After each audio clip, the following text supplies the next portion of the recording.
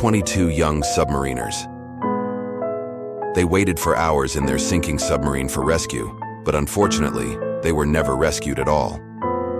Do you know the sad story of Dumlupinar? Dumlupinar was the name of the submarine USS Blower after its transfer to the Turkish Navy. On its way back from a NATO exercise, it sank in a naval accident with a crew of 86. Only 5 sailors survived. On the night of April 3, 1953, the ship sailed through the Dardanelles at 8 knots. At about 2 a.m., the lookout on the starboard side reported the approach of the freighter Nabeland. To avoid a possible collision, the officer of the watch immediately turned the ship to starboard. But at that moment, thinking the ship would run aground, the captain came on the bridge and ordered a port tack. But the maneuver put the ship right in front of Nabeland.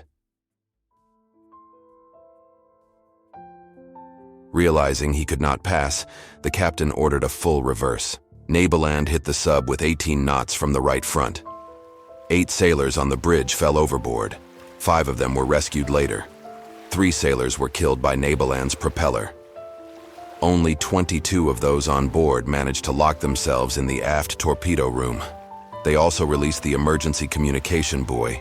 Within a few minutes, the Dumlupinar sank to a depth of 90 meters, at a very difficult position of Dardanelles for rescue operations.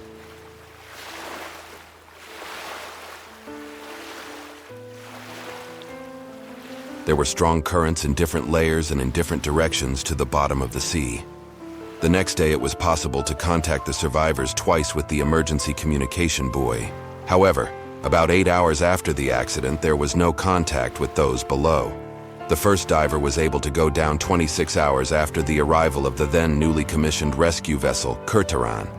However, he was unable to continue due to strong currents at a depth of 50 meters. On the third dive, the diver reached the seabed and saw the wreck.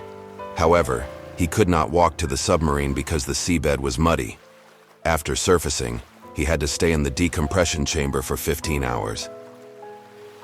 At 90 meters depth, there was 20 tons pressure. In addition, due to reverse currents, 180 meters of hose had to be used to reach the bottom.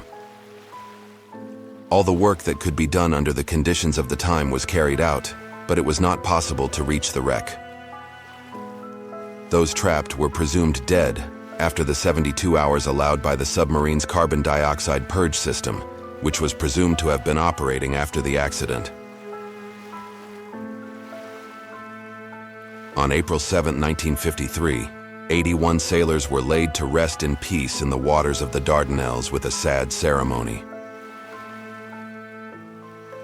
In memory of the 81 soldiers who were lost in the accident,